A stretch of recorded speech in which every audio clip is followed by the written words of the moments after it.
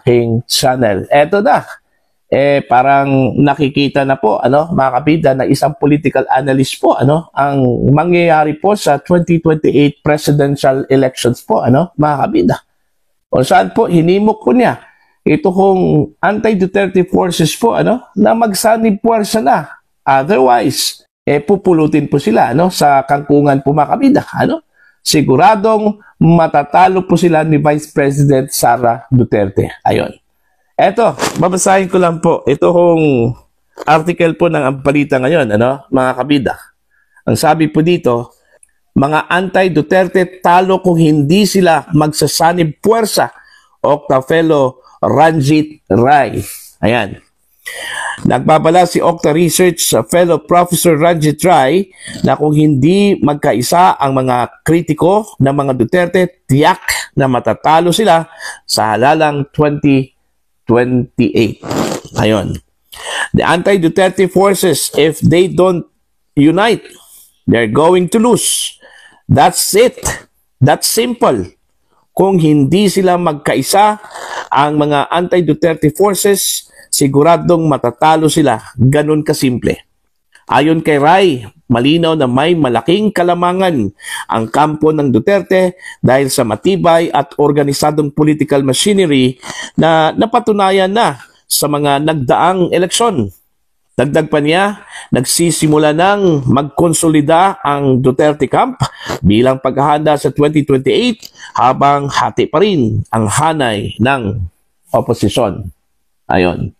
So, malinaw po dun sa kanya kung sinabi po, na-foresee na po ni Professor Ranjit Rai po, mga kabida, ang posibilidad, na kung hindi raw magkakaisa itong anti-Duterte forces po, sigurado pong pupulutin po sila, mga kabida, sa kangkungan po, ni Vice President Sara Duterte, siguro, ramdam po ni Professor Rai po ang kahandaan po, mga kabida, nitong kampo po ni Vice President Sara Duterte para po sa 2028 presidential election po, malinaw naman po kung ang election po, mga kabida, ngayon, sigurado kung si Vice President Sara Duterte po ang magiging Pangulo po ng Pilipinas, mga kabida.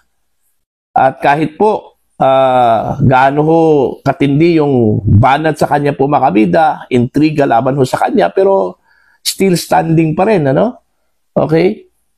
Matibay pa rin ito kung si Vice President Sara Duterte. Kaya mahihirapan talaga sila, ito kung anti-Duterte forces po, mga kabida. Okay? Isali na lang po natin ito kung kampo po ni Pangulong Ferdinand Bongbong Marcos po, dito ho kay Vice President Sara Duterte po, mga kabida, Okay? Tama po si Professor Rai. Okay? Kailangan ho magkaisa ito kung anti-Duterte forces. Kailangan magsanib puwersa na po ito kung Pinklawan. Okay? Loyalista po ng mga Marcoses, mga kabida. Makabayan Bloc, at ilan pang mga galit ho sa mga Duterte, pati na rin ang simbahang Katoliko po, mga kabida. Okay? So, dapat magsanib puwersa po sila kung ayaw ho nilang pulutin po sila sa kangkungan po, sa 2028 presidential elections. Ang problema lang kasi, mga kabida, sa kanila, wala ho silang matibay po na pwede hong ilaban ho, kay Vice President Sara Duterte, Okay? Kung pagpipilian po natin, Senator Raffy Tulfo, kasi yun yung maugong po ngayon, na personalidad na posible hong may kakayahang kalabanin po, si Vice President Sara Duterte, po, mga kabida, sino pa? Risa Hontiveros, malabo po yun, para sa akin. Okay? Meron pa pong ilan pong mga personalidad na posible hong itapat po nila, kay Vice President Sara Duterte, mga kabida. Pero kung ihanay po natin yun, malayo ho sa kartada po, mga kabida. Okay? So, sa madaling salita po, sa hanay po ng mga anti-Duterte forces po, wala hong malinaw. Wala hong mabigat po, na pwede hong itapat po nila kay VP Sara po, mga kabida, po. Okay? Actually, tatlo lang po yan, mga kabida, na posible hong maudlot po yung pagiging Pangulo po ni Vice President Sara Duterte, ano po, mga kabida. Unang-una po, yung plano ho nilang i-impeach po ang Vice Presidente, ano? Okay? Kung magtatagumpay po yan, malinaw po na hindi na pumaring tumakbo, ano? Ito hong si Vice President Sara Duterte kasi ho, ang pinaka-ultimate po na penalty po dyan, ano? Mga kabida, is perpetual disqualification, ano? To hold public office, di ba? Okay? Hindi na po pwedeng tumakbo kahit anong posisyon po sa gobyerno. Ito hong si Vice President Sara Duterte kung matutuloy po yung impeachment po, ano? Mga kabida. Kung makukonvict po yan, dyan po sa Senado, ano po? Okay? Non-appealable po yan, ano? Yung impeachment. Hindi na po pwedeng i-appeal. Okay?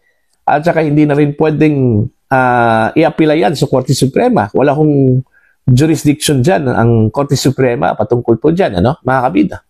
Pangalawa po, okay? Yung sinasabi ho nilang posibleng arestuhin daw, ano? Ng International Criminal Court. Ito hong si Vice President Sara Duterte dahil ho sa kanyang involvement doon ho sa sinasabi ho nilang extrajudicial killing, ano? Sa Davao City nung siya pa ay mayor pa po, ano, ng Davao City po, ano, mga kabida. Malabo po 'yun para sa akin, ano? Okay, hindi po 'yun magtatagumpay po, ano, mga kabida. Kaya sa latest po na mga personalities na pwede hong arestuhin po ng ICC, ano, na pwede ho silang maglabas po ng warrant of arrest, wala ho doon ang pangalan po ni Vice President Sara Duterte, ano, mga kabida. Kasi wala hong matibay na ebidensya po, ano, na si Vice President Sara Duterte, nung time na yon na alkalde pa po, ano, ng Davao City, siya yung nasa likod po ng extrajudicial killings. At saka hindi naman po extrajudicial killings po yun, ano, mga kabida. Legitimate police operations yun, ano, yung mga nangyaring patayan po. Okay? Inkwentro po yun sa pagitan po ng police at ng mga drug personality po sa Davao City, mga kabida, ano?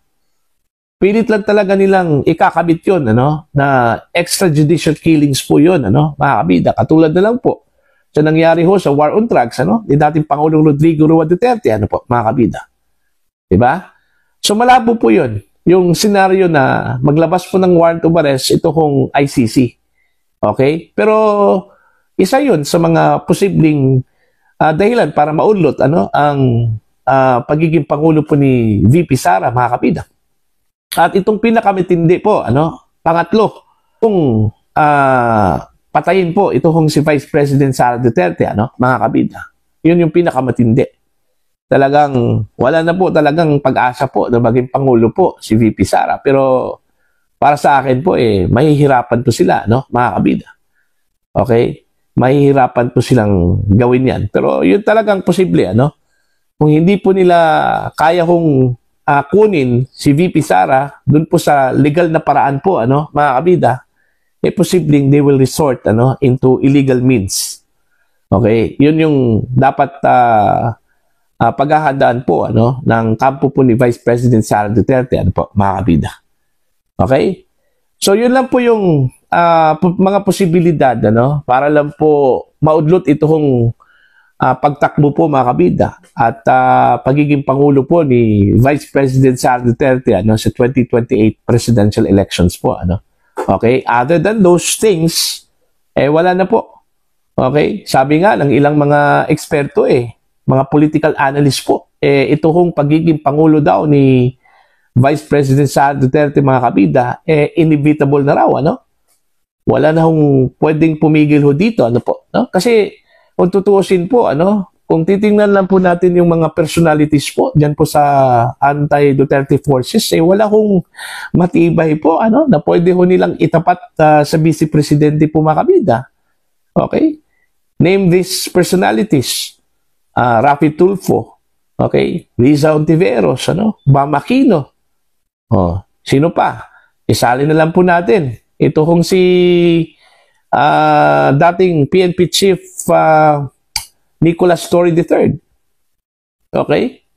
Wala na talaga. Wala ko silang formidable personality po na pwede ho nilang itapat po, ano, mga kabida, kay Vice President Sara Duterte sa 2028 presidential elections. Kahit pa sabihin po ni Professor Ranjit Rai, mga kabida, na magsanib puwersa itong anti-Duterte forces, okay, hindi po sila mananalo ho kay Vice President Sara Duterte. Malinaw po yan. Okay? Gaya ng sinabi ko po, ayon po sa ilang mga political analysts po, mga kabida, na yung pagiging presidente po ni Vice President Sara Duterte, inevitable na po yun. Okay? Wala na pong pwedeng humadlang po, mga kabida. Nakaukit na po yan, mga kabida, sa kapalaran po ni Vice President Sara Duterte na magiging presidente po ng Pilipinas. Unless, yung mga senaryong sinabi ko po, okay? Impeachment, pangalawa, yung arrest warrant laban ho sa kanya mula sa ICC, at yung pangatlo po, pinakamatindi, kung papatayin po ito hong si Vice President Sara Duterte.